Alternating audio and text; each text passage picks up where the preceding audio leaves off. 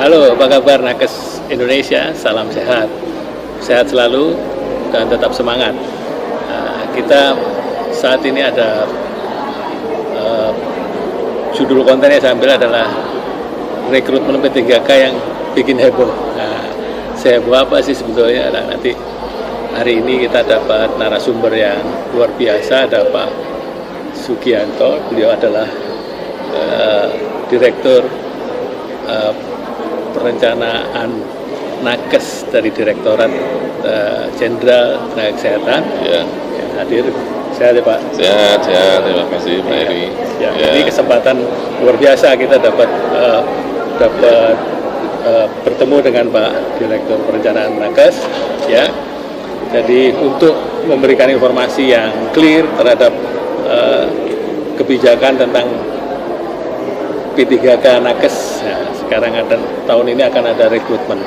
Jadi Bapak, ini kan kebijakan keluar dari Direktorat Jenderal Tenaga Kesehatan. Kira-kira yang mendasari keluarnya kebijakan afirmasi P3K Nakes ini, boleh Bapak ceritakan? Ya, baik, terima kasih Pak Eri. Assalamualaikum seluruh Nakes Indonesia. Ya, mudah-mudahan semuanya sehat ya, dan seluruh tenaga honorer barangkali yang ada di Indonesia. Kabar baik untuk honorer. Ya, ini sebenarnya kabar baik ya untuk teman-teman honorer ya, dan memang proses ini sebenarnya diawali dari pertemuan 4 menteri ya, dari Pak Menteri Kesehatan, Menteri Dikbud ya, terus kemudian Menpan RB dan BKN gitu ya. Jadi bagaimana bisa memperjuangkan teman-teman honorer itu ya agar bisa diangkat menjadi tenaga ASN ya. Khususnya honorer tenaga kesehatan ya Pak? Ya, honorer tenaga kesehatan. Honorer tenaga kesehatan ini ya.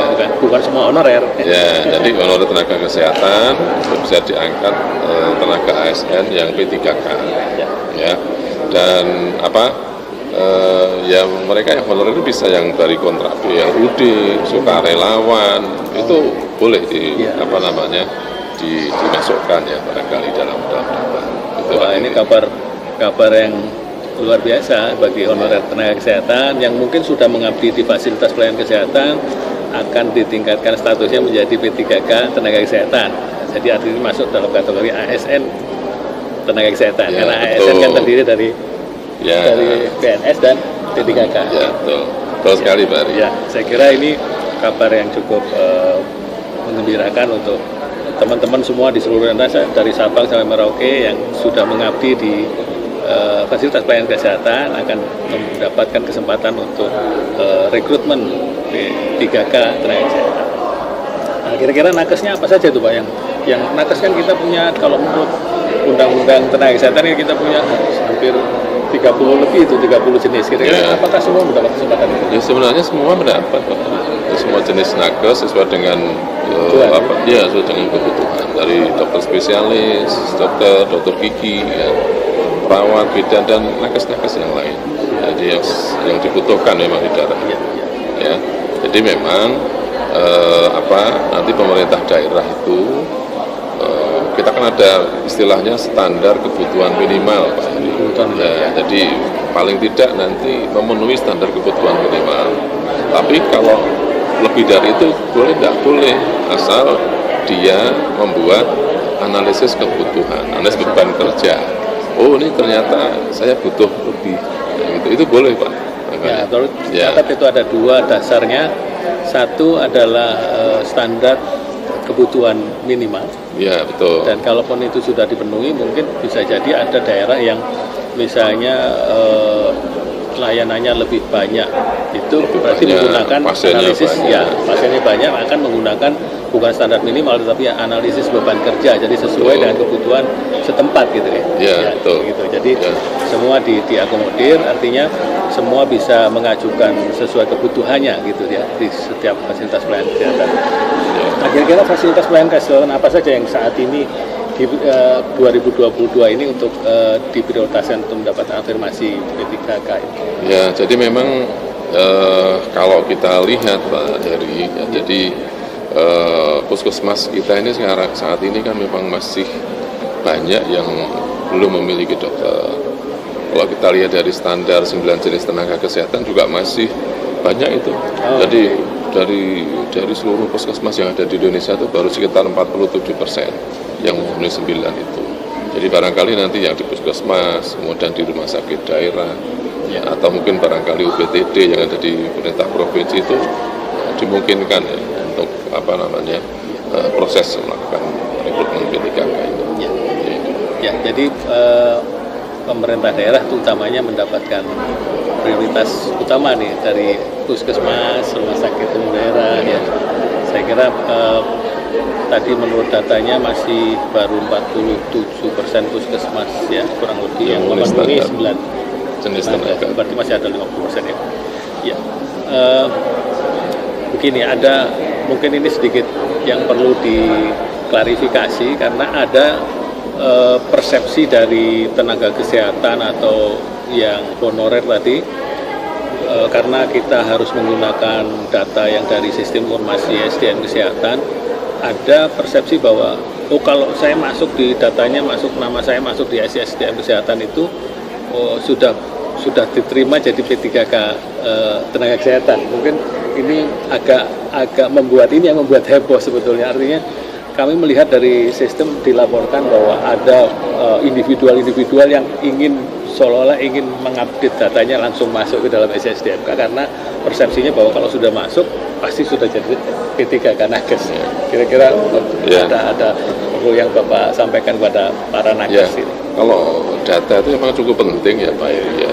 Jadi memang harapan kita data itu masuk ke SDMK. Akan tetapi memang nanti berapa formasi yang diperlukan itu tergantung Pemda nanti yang mengusulkan. Ya, misalnya yang di situ ada misalnya honorer ada berapa orang, kemudian formasinya nanti berapa orang itu yang mengusulkan nanti Pemda. Dan nanti prosesnya tetap akan ada seleksi ya, berdasarkan Permenpan itu ada seleksi Pak. Ada seleksi. Ya, kuncinya, ada seleksi. Kuncinya itu masih ada seleksi, bukan berarti kalau masuk datanya di SDMK langsung jadi P3K nakes. Jadi yang perlu dicatat itu ya, ada seleksi. Jadi ini baru tahapan sampai bulan Mei ini adalah pendataan. Pendataan untuk data dasar, nanti tetap untuk disampaikan ke Menpan untuk dilakukan juga tahap seleksi itu. Ya, nanti seleksinya barangkali akan dilakukan oleh BKN, ya. Kemudian Menpan, kemudian nanti ada semacam Panselnas dan Panselda. Nah, ini juga kunci ya. Jadi artinya tetap ada panitia seleksi. Sekarang ini baru levelnya, baru tahapannya pendataan. Belum seleksi, nanti karena ada panselnya dan ada pansel nasional, ada pansel daerah. Karena ini usulannya dari daerah gitu. Ya, jadi itu tadi termasuk kunci yang supaya tidak heboh ya, tidak terjadi heboh, semua pengen masuk datanya, pengen ngentri sendiri, kalau perlu gimana caranya bisa masuk supaya itu jadi itu jadi heboh itu ya. Itu kata kunci yang menjadi heboh ini. Jadi ini cukup informatif sehingga tidak perlu heboh lagi, santai saja, tetapi kita tetap bisa memenuhi tenaga kesehatan yang dibutuhkan di fasilitas pelayanan kesehatan di daerah. Mungkin untuk yang terakhir barangkali Bapak Direktur perlu memberikan pesan pada nakes dari Sabang sampai Merauke ini supaya tetap tidak heboh tetapi tetap yakin bahwa ini kesempatan yang baik untuk mereka. Barangkali untuk teman-teman nakes ya, khususnya untuk teman-teman nakes yang honorer, jangan panik lah ya. Jadi kalau memang nanti ada kesulitan informasi dan segala macam, langsung nanti ke urusan kepegawaian masing-masing, entah di puskesmas, atau barangkali di RSUD, atau nanti bagian SDMK yang ada di Dinas Kesehatan Provinsi.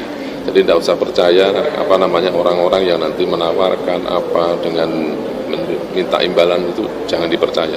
Itu pasti tidak betul. Ini juga termasuk yang bikin heboh Pak. Jadi ada orang-orang yang memanfaatkan situasi ini seolah-olah mengkoordinir dan minta bayaran. Ini perlu dicatat, ini nggak ada bayaran. Ini sebetulnya persoalan data yang valid, data yang sesuai dengan faktanya, ya pasti akan digunakan untuk seleksi gitu. Jadi tidak ada bayar membayar nanti kalau nggak bayar datanya tercoret atau tidak masuk, ya tidak ada. Saya kira sudah clear dari Pak Direktur Perencanaan Nakes, sudah clear.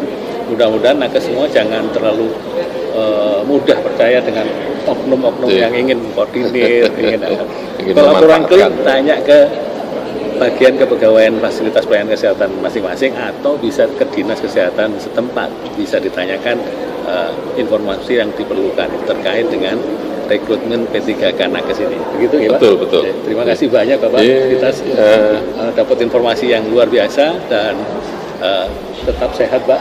Terima kasih. Juga termasuk nakes semua tetap sehat. Oke. Terima kasih.